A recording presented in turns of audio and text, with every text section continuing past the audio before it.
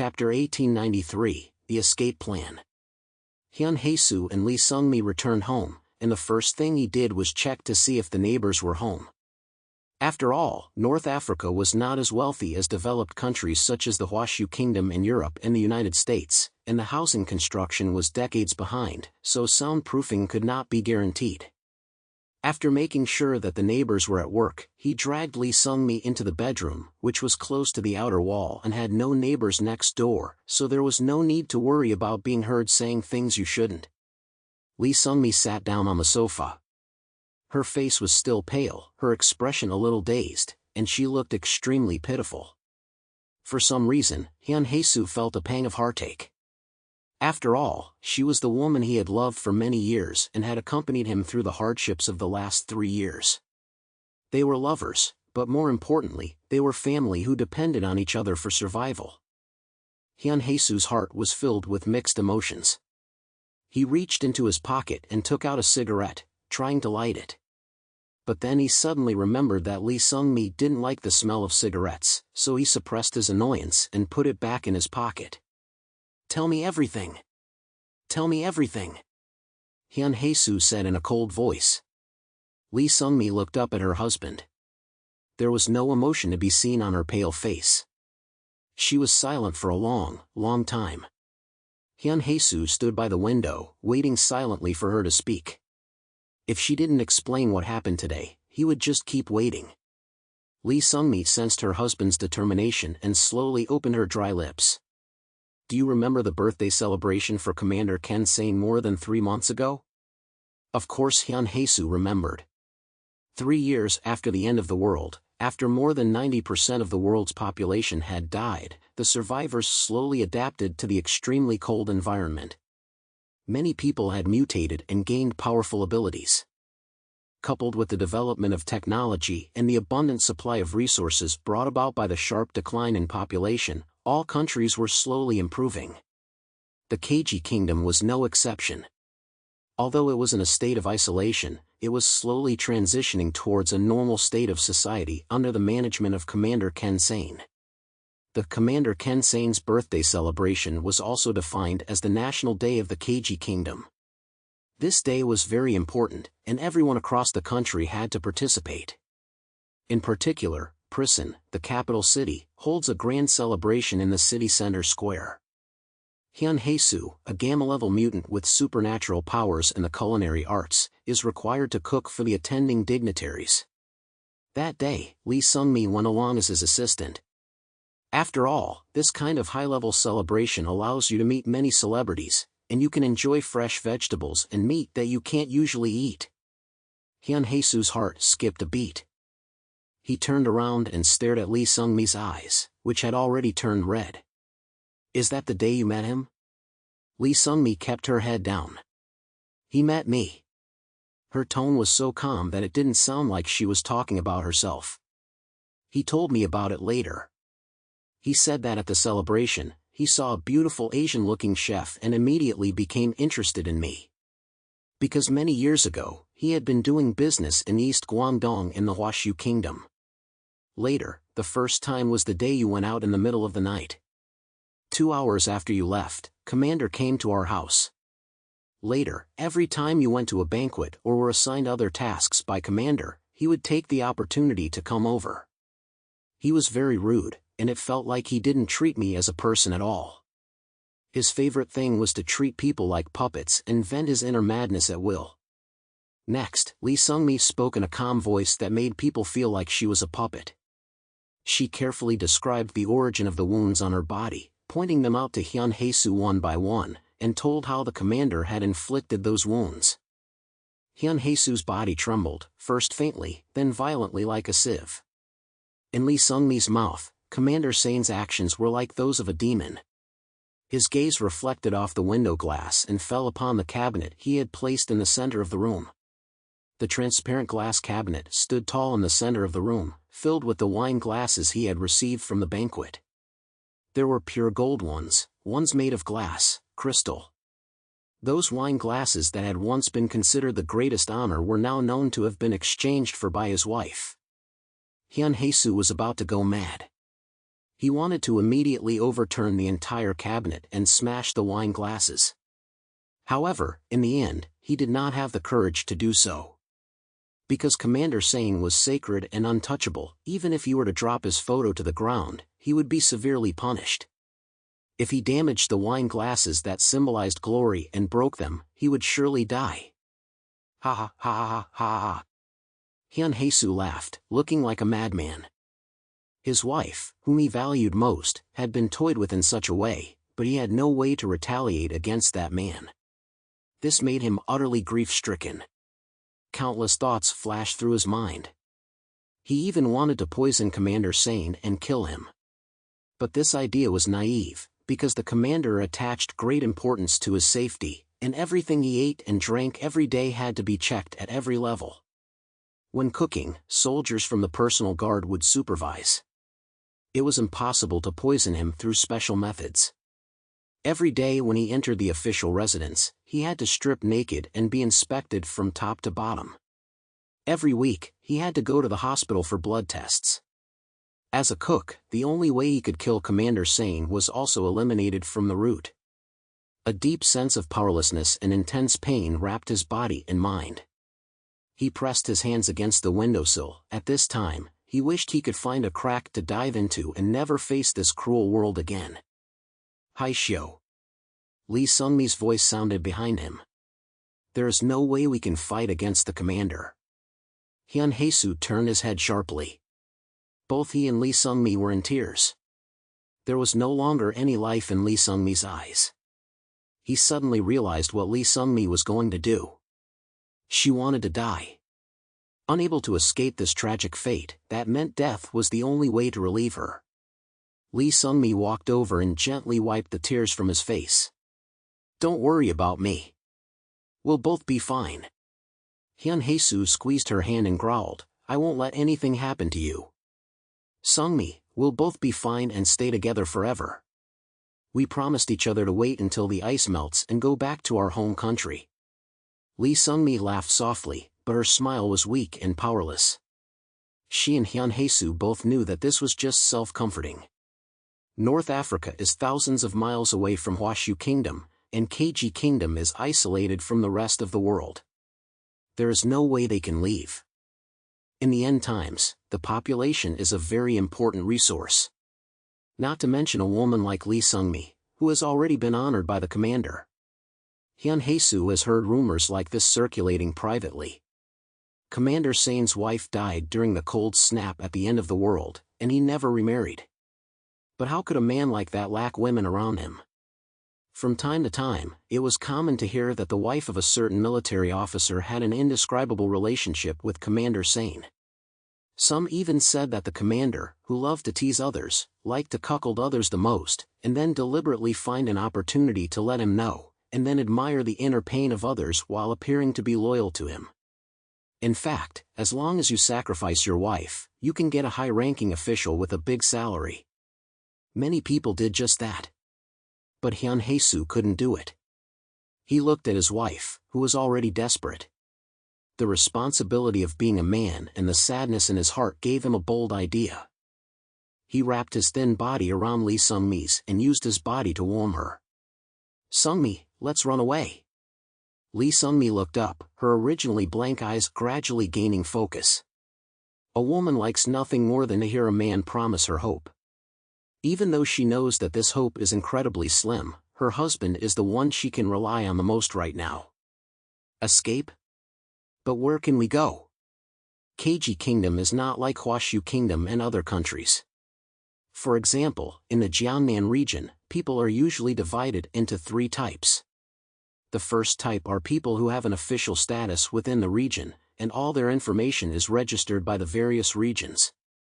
The second type are the insubordinates, who roam outside the jurisdiction of the district. These people do not receive the protection of the district, but are able to move freely. Due to the shortage of supplies, most of these people have to engage in banditry. The third type are people like Zhang Yi. They have powerful abilities, but are unwilling to be bound by the district's high-level management. Therefore, they are in a position where they listen to the orders but not the announcements. In general, they are in a cooperative relationship with the district's high-level management. However, in the Keiji Kingdom, because it is located near the equator and is less affected by extreme cold, both the population and the infrastructure are relatively complete. Therefore, there is still a relatively complete social structure here. There are no insubordinates, the Keiji Kingdom manages every citizen precisely. Later, after experiencing several wars against external invasions, the borders of the Keiji Kingdom have remained closed. No one from the outside can enter, and no one from the inside can leave. Prison is located in the central region of the Keiji Kingdom. To leave from here and go elsewhere, you have to take a special train that takes 4 or 5 hours. Moreover, even if you leave the Keiji Kingdom, it is extremely difficult to survive in the outside world. Forget about returning to the Huashu Kingdom. With their status, they simply won't be able to get good transportation for the long journey. There are so many countries along the way, and it is feared that they will be arrested and used as laborers even if they manage to cross one. Lee Sung-mi's worries are not unfounded. Hyun Hae-soo hugged her and murmured, "No matter how difficult it is, I can't just stand by and watch you suffer this inhumane torture. I will take you away. If I can't, then we'll just die together." The two of them embraced tightly, and although it was painful, there was also a trace of happiness. Hyun Hae-soo quickly began to research ways to leave the Keiji Kingdom.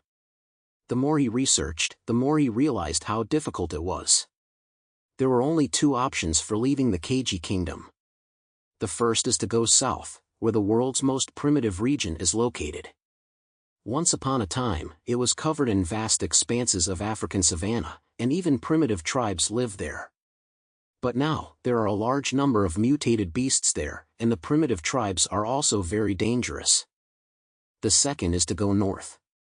The Sahara Desert lies to the northwest, so that's out of the question. And to the northeast is the territory of the Khitan Empire. This country spans 3 continents, Asia, Europe, and Africa. Even the emperor of the Khitan Empire once wanted to go south and conquer the Keiji Kingdom. But he was stopped at the country's gates by Commander Sane. Today, the border between the 2 countries is in a constant state of confrontation. It is no easy task to get past the heavily guarded border, but the advantage is that the living conditions in the Khitan Empire are much better than those in the Keiji Kingdom.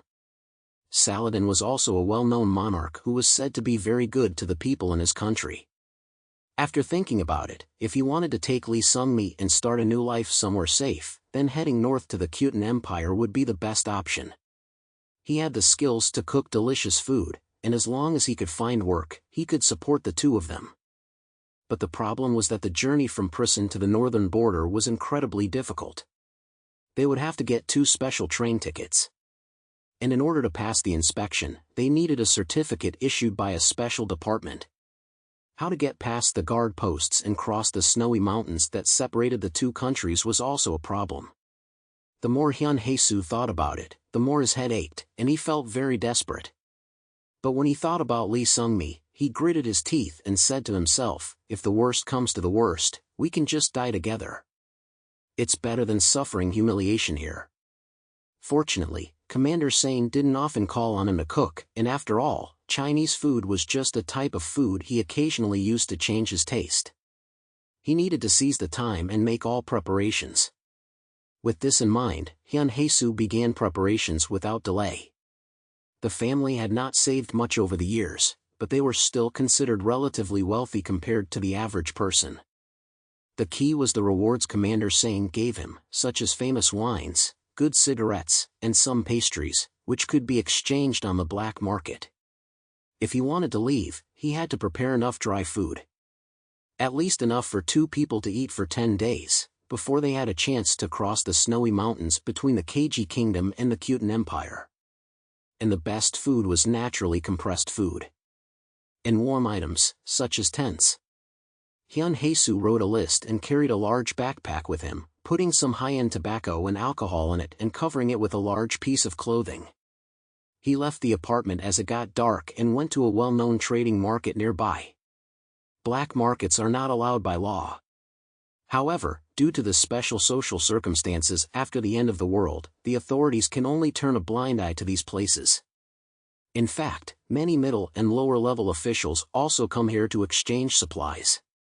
Hyun Hae-soo covered his face and searched everywhere for the supplies he needed to exchange. When he arrived at the market, a splash of red caught his eye. In this gray world, she was a shocking splash of bright red that stood out. Hyun Hae-soo couldn't help but take a second look, and only then did he realize that she was an exceptionally beautiful woman, except that her face was pale and frightening. She was wearing a long red down jacket, and her long hair was flying in the wind in disarray. She was holding the hand of a little girl who was only 5 or 6 years old. The woman's eyes were dull, and her face seemed frozen, without any expression. Hyun Hae-soo's gaze was drawn to a wooden sign next to her. Just 10 pounds of rice and you can buy this child. It sounded unbelievable that you could buy a child with just 10 pounds of rice. 3 years after the end of the world, although supplies in the KG kingdom were not considered abundant, there were rarely any more deaths from starvation in Prison, the capital. Judging from the woman's clothing and appearance, she did not seem to be from a poor family. So what she was doing was really hard to understand. The little girl held onto her mother's hand tightly, as if she sensed something, her face full of sadness. Hyun Hae-soo felt some sympathy for the mother and daughter. If nothing special had happened, how could a mother bear to sell her daughter for 10 pounds of rice? After a while, suddenly a man came rushing from the corner of the market, carrying a stick and cursing under his breath, pointing the stick at the woman in red. This was the market manager, in fact, a local figure like a local tyrant. What he was saying was probably that this wretched woman was affecting other people's business. The woman's face showed no fear or panic, as if she had become numb to life. Hyun Hae-soo thought of his wife, Lee Sung-mi, whose face had previously worn a similar expression. A strong impulse welled up inside Hyun Hae-soo, and he wanted to help this woman and her child. But then he thought about his current situation, and he stopped in his tracks. He could afford 10 pounds of rice, but he couldn't take a 5 or 6-year-old girl with him on the road. Seeing the manager rush to the woman's side, no one else stepped forward, despite the pity and sympathy in their eyes. Hyun Hae-soo felt a little panicked. He clenched his fists. If a conflict really broke out, he hesitated whether to go help the poor mother and daughter. But just then, a splash of dark green appeared around the corner. It was a tall dark man wearing a thick military overcoat and a military cap. The manager, holding a stick, pointed at the woman in red and walked straight over. By the time Hyun Hae-soo noticed the police officer, he was already sprinting towards them. The wind lifted his overcoat, and his tall frame rushed towards the officer like lightning. Hyun Hae-soo felt his vision blur, and then he saw the officer get kicked like a kite and fly away. Bang! The officer fell into the rubbish heap by the roadside, moaning in pain. Hyun Hae-soo couldn't help but feel moved. He looked at the military officer, who walked up to the woman in red and said to her in a firm voice, "I understand. Please leave her to me." He took out a food exchange voucher issued by the top echelons of the KG kingdom from his pocket and handed it to the woman. A faint light appeared in the woman's eyes. She glanced at the military officer, forcefully pulled the little girl's hand out of her hand, and pushed her in front of the military officer. "Could you please wait here for a moment?" the woman said. The officer nodded, and then the woman turned around and walked away. The little girl looked at her mother's back from behind, not crying or making a scene, because at this time she also knew that only in this way could she survive. Hyun Hae-soo's heart was full of mixed emotions, and he heard the vendor behind him sigh and say, "At last, I've entrusted my daughter to someone." Hyun Hae-soo was a little curious, so he asked, "Who is she? She doesn't look very poor, so why is she selling her daughter so cheap?" The vendor glanced at Hyun Hae-soo and said, "Her husband was an army officer who died at the front line 6 months ago. And she has been diagnosed with cancer and doesn't have many days left to live. So she has been here all along, just to find a good family for her daughter." Hyun Hae-soo felt a little sad, but asked in disbelief, "If you're going to give your daughter away, why do you have to give 10 pounds of rice? Doesn't that seem like the same thing as selling your daughter?" The vendor snorted twice, as if laughing at Hyun Hae-soo's ignorance. If I give her away for free, someone might just sell her to the black market.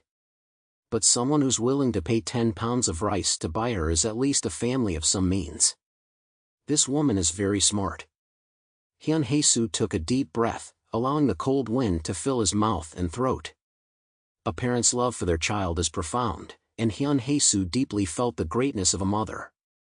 He looked at the things he needed while also paying attention to the situation over there. The officer was really waiting for the woman to return here as agreed. He seemed to know the woman's identity, and this was a way to help his fallen comrades in arms, and perhaps also to find a spiritual sustenance for himself. Because no one knows for sure if he will be the one to die in the next war. Less than 10 minutes later, the woman hurriedly returned. She was obviously in a hurry and had a lot of mud on her, probably because she had fallen on the way. She was carrying a thermos in her hand, and when she came to her daughter, she squatted down. The thermos contained a bowl of rice porridge. The woman in red fed the rice porridge to her daughter, bite by bite. At this time, she finally cried out, "My daughter, I can't grow up with you anymore. Drink this rice porridge that I made for you for the last time. You must eat well and grow up well." After finishing the bowl of rice porridge, she bowed to the military officer and then turned around and left, never looking back. The little girl quietly watched her mother leave, not crying or making a scene, just her eyes filled with tears. The military officer waited until her mother was gone, then silently took her hand and walked in the opposite direction of the woman in red. A warm current rose in Hyun Hae-soo's heart. A smile appeared on his face. It turned out that in this difficult end of the world, there was still the light of humanity. For a time, he didn't know why, but he had more confidence in his escape from the KG kingdom with Lee Sung-mi. He believed that there were still trustworthy things in this world. "I wish you all the best, and I wish we can leave this place smoothly," Hyun Hae-soo said softly in a voice only he could hear. He quickly bought all the supplies he needed and then hurried home. But when he returned to the bottom of his building, he saw a black Maybach parked downstairs. Both sides of the road were lined with imposing soldiers.